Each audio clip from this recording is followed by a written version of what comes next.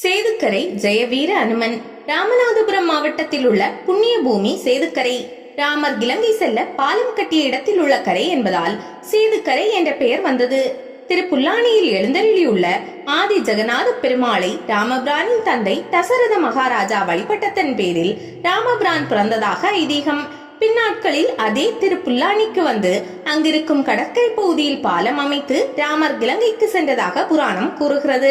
சேதுக்கரையில் பாலம் அமைப்பதில் அனுமன் தலைமையிலான வானர சேனைகள் ராமபிரானுக்கு உதவி புரிந்தன.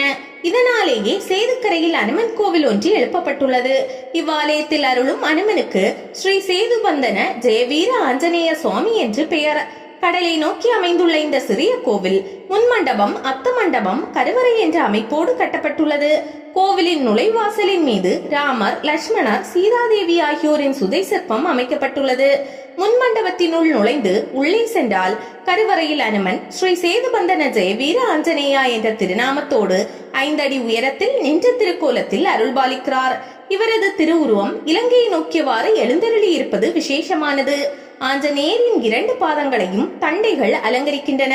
வலது திருக்கரத்தினை மேலே தூக்கி வைத்த நிலையில் அரிய முத்திரை காட்டியும் இடது திருக்கரத்தில் சௌகந்திகா மலரின் காம்பினை பிடித்தபடியும் அனுமன் வீற்றிருக்கிறார். அனுமன் தன் காதுகளில் அணிந்துள்ள குண்டலமானது அவரது தோள்களை தொட்டபடி உள்ளது. இங்கு அனுமன் மலர்ந்த கண்களோடு மிகவும் சாந்தமாக காட்சி தருகிறார். ராமாயணத்தில் சேதுக்கரை மிகவும் முக்கியத்துவம் வாய்ந்த ஒரு பகுதியாகும். காரணம், சீதாதேவியை இலங்கையிலிருந்து மீட்டு வர ராமபிரான் இங்கிருந்துதான் ராமசேது பாலத்தை வானர சேனைகள் உதவியோடு கட்டியதாக கூறப்படுகிறது. ராமபிரான் பாதங்கள் பட்ட சேதுக்கரையில் எழுந்தருளியுள்ள ஸ்ரீ சேதுபந்தன ஜெயவீர ஆஞ்சநேயரை வணங்கினால் நாம் முன்னெடுக்கும் எந்த காரியமாக இருந்தாலும் அது வெற்றியாகத்தான் முடியும் என்பது பக்தர்களின் அசைக்க முடியாத நம்பிக்கை. வைகானச ஆகம முறைப்படி பூஜை செய்யப்படும் இந்த ஆலயத்தில் தினமும் காலையில் மட்டும் ஒரு கால பூஜை நடைபெறுகிறது.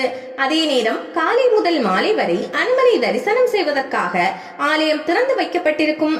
முதலில் திருப்புல்லானிக்கு சென்று அங்கு எழுந்தருளியுள்ள ஆதி ஜெகநாத பெருமாள், தர்ப்பசயன ராமர் மற்றும் பட்டாபிஷேக ராமர் ஆகியோரை தரிசிக்க வேண்டும்.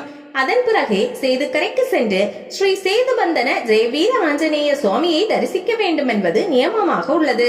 அவ்வாறு செய்யும் போது ஆதி ஜெகநாத பெருமாள், தர்ப்பசயன ராமர், பட்டாபிஷேக ராமர் ஆகியோரது ஆசையுடன் சேதுக்கரை அனுமனின் ஆசையும் பரிபூரணமாக கிடைக்கும் என்கிறார்கள். ஆண்டுதோறும் சித்திரை மற்றும் பங்குனி பிரமோற்சவத்தின் போது தீர்த்தவாரி உற்சவம் வெகு விமர்சையாக கொண்டாடப்படுகிறது. திருப்புல்லானி ஆதி ஜெகநாத பெருமாள் மற்றும் பட்டாபிஷேக ராமர் உற்சவங்கள் இங்கு எழுந்தருள தீர்த்தவாரி நடைபெறுகிறது. இத்தலத்தில் உற்சவர்களுக்கு அபிஷேக ஆராதனைகள் செய்யப்படுகின்றன. தொடர்ந்து அனுமனுக்கும் அபிஷேக ஆராதனைகள் நடைபெறுகின்றன. ரத்னாகர தீர்த்தம் என அழைக்கப்படும் இக்கடற்கரையில் அமாவாசை நாட்களில் பிதுர் தர்ப்பணம் செய்கிறார்கள்.